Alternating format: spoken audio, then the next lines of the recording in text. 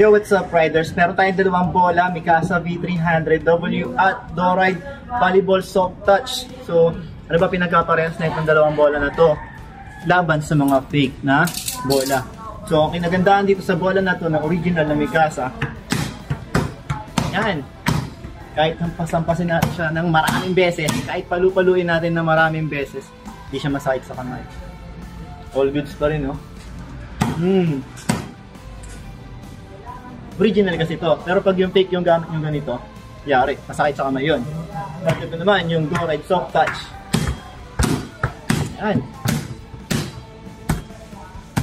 Oo, di ba? Di rin masakit. Kasi nga, soft touch siya.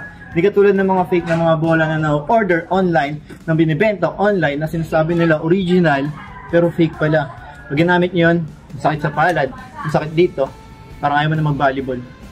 So, kaya dito na lang sa Doride na soft touch. Mura na, original pa, high quality pa. Hindi pa masakit sa kamay. Parang yung original na ganun. Yan. So, price nga pala nito, nagbibenta rin ako nito, may binibenta rin ako nito.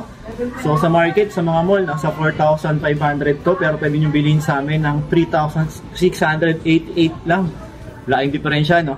Kung namamahalan pa rin kayo sa presyo nito, pwede naman to, pang training, pang beginners, napakamura. 788 lang. Doride Soft Touch. Parehas maganda. Okay. Bounce out.